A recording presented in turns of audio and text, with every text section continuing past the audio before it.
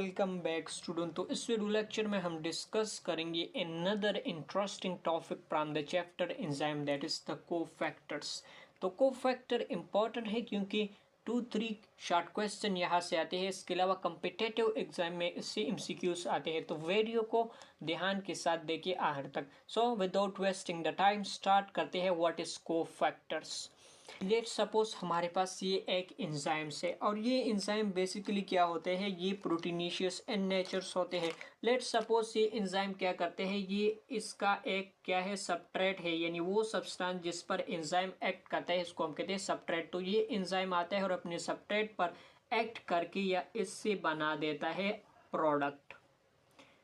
तो ये enzyme overall क्या होते हैं, ये प्रोटीनिशियस होली सोली ये बने होते हैं फ्रॉम द प्रोटीन। जैसे हमारे पास पेप्सिन है, ट्रिप्सिन है, रेनिन वगैरह जो एंजाइम्स होते हैं ये होली सोली प्रोटीन से बने होते हैं और सबस्ट्रेट को लेकर प्रोडक्ट में कन्वर्ट कर देते हैं। अब यहाँ पर देखें सेकंड एंजाइम को, तो ये हमारे पास एक एंजाइम्स है, इसका भी एक सबस्ट्रेट है। लेट सपोज ये इसका एक सबस्ट्रेट है, लेकिन ये एंजाइम बेसिकली इनएक्टिव फॉर्म में रहता है। ये सबस्ट्रेट को बेसिकली कन्वर्ट नहीं कर देता प्रोडक्ट में।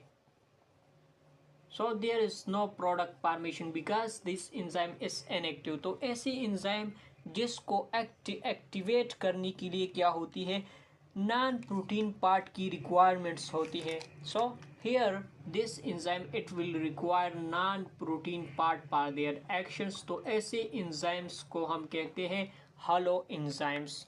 तो हलो एंजाइम बेसिकली क्या है, ऐसे एंजाइम जिसको अपनी एक्टिविटी के लिए नॉन प्रोटीन पार्ट की रिक्वायरमेंट्स होती है, तो ऐसे एंजाइम्स को हम कहते हैं हलो एंजाइम्स। तो आप यहाँ पर देख सकते हैं ये ओवरऑल प्रोटीन है, लेकिन इनको एक्टिविटी के लिए नॉन प्रोटीन पार्ट रिक्वायरमेंट्स होती है।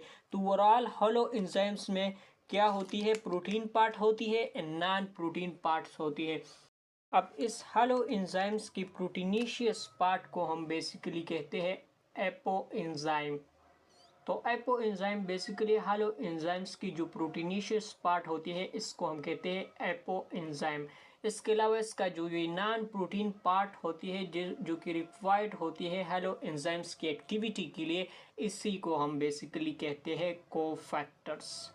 तो कोफैक्टर बेसिकली क्या है, ये एक नॉन प्रोटीनिशियस पार्ट है जो कि हेलो एंजाइम्स की एक्टिविटी के लिए रिक्वायर्ड होती है। So this is actually the cofactors.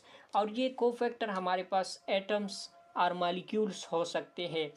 यहाँ पर डिफिनेशन में भी देखें, कोफैक्टर हमारे पास एटम्स और ग्रुप ऑफ एटम्स या मॉलिक्यूल हो सकते हैं जो कि एंजाइम के साथ जब जॉइंट्स हो जाते हैं तो ये एंजाइम के शेप्स को चेंज कर देते हैं, जिसकी वजह से एंजाइम क्या होता है, ये बेसिकली फंक्शनल हो जाता है। तो ऐसी किस्म के एटम्स और मॉलिक्यूल्स को हम कहते हैं कोफैक्टर्स। अब अगर नेचर्स की बात करें जैसे हमने पढ़ा, तो ये क्या होते हैं, ये basically non proteinaceous in nature's होते हैं।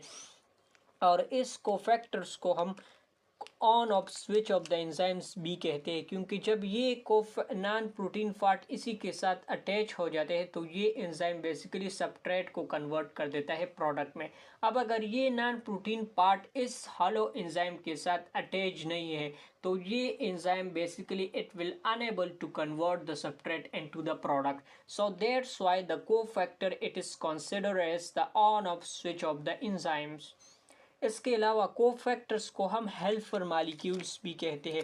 हेल्पर मॉलिक्यूल इसी वजह से कहते हैं क्योंकि ओवरऑल एंजाइम जो होती है वो बेसिकली इनएक्टिव फॉर्म में रहते हैं और इनको एक्टिवेट करने के लिए ये कोफैक्टर रिक्वायर होते हैं, यानी ये एंजाइम्स की हेल्प करता है for the conversion of the substrate into the product. So that's why cofactor it is also called as the helper molecule of apo enzymes.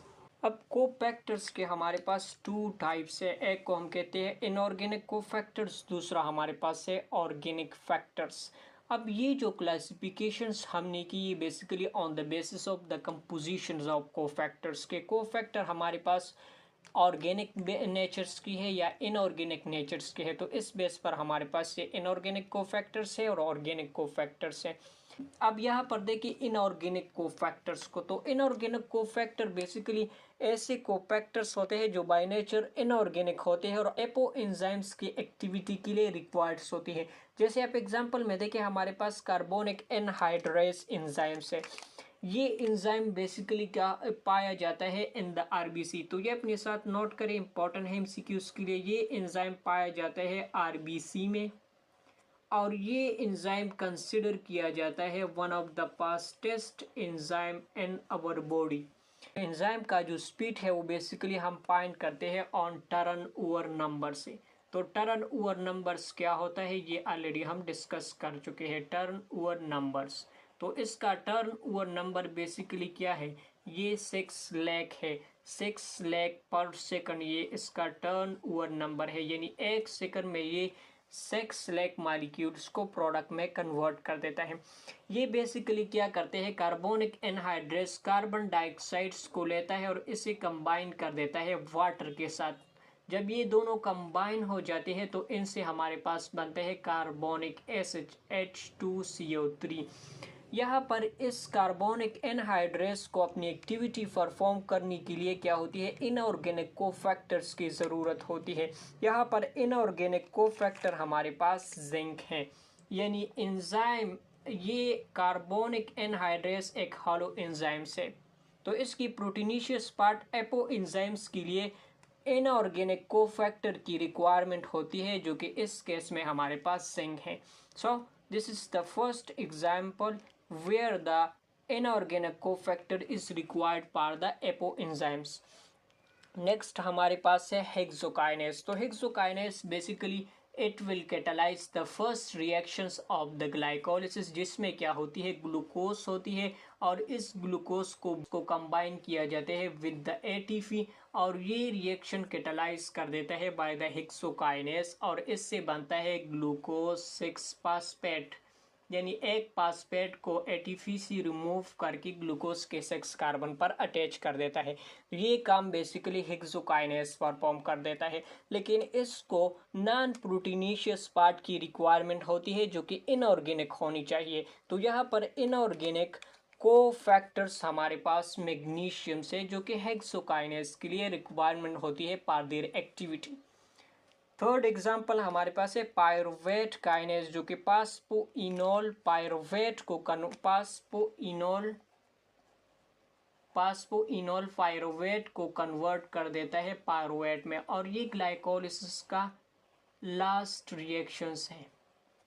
तो इनको अपनी रिएक्शंस को प्रोसीड करने के लिए भी क्या होती है, इनऑर्गेनिक कोफैक्टर्स की रिक्वायरमेंट्स होती है। यहाँ पर इनऑर्गेनिक कोफैक्टर्स क्या है, पोटेशियम आयन, यानी हर एपो एंजाइम्स को अपनी ही इनऑर्गेनिक कोफैक्टर्स की रिक्वायरमेंट होती है। इसी तरह से हमारे पास रोबेस्को है। Rubisco it is one of the most abundant protein in natures, जो कि C3 साइकिल और Kal-1 साइकिल का फर्स्ट रिएक्शन सी कैटालाइज करते हैं और इनको अपनी एक्टिविटी परफॉर्म करने के लिए मैग्नीशियम आयन की रिक्वायरमेंट होती है। इसके अलावा कैटालेस एंजाइम है जो कि हाइड्रोजन परऑक्साइड्स को ब्रेक करके वाटर और ऑक्सीजन्स बनाता है।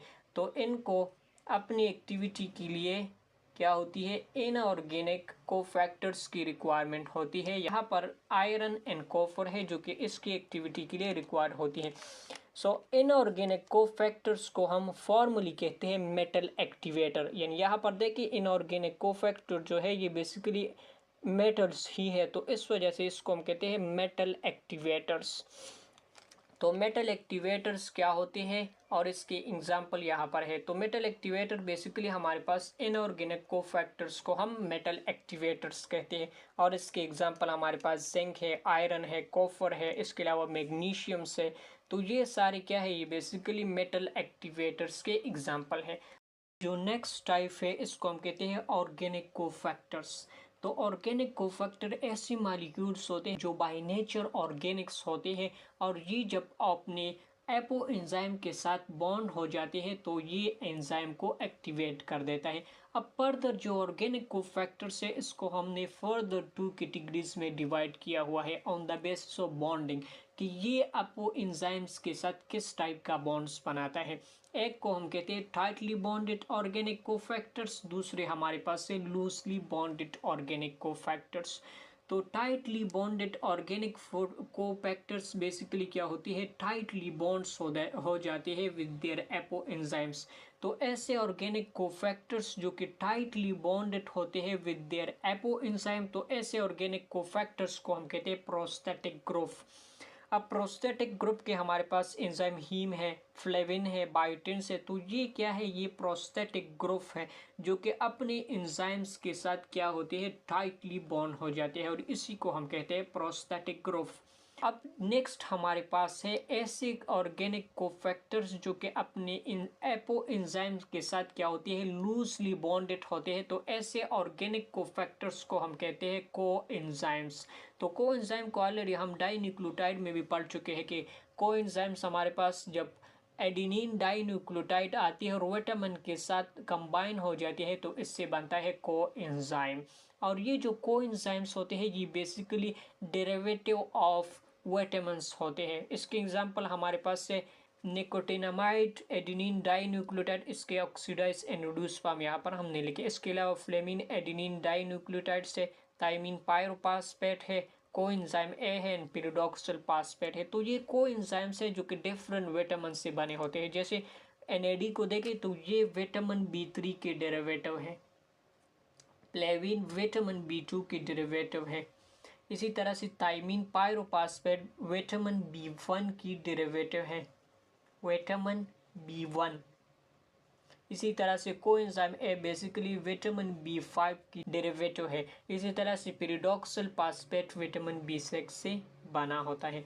और ये कोएंजाइम बेसिकली जब अपनी ही एपो एंजाइम के साथ कंबाइन हो जाते हैं तो एंजाइम अपना एक्टिविटी परफॉर्म करता है। So this is overall about the cofactors.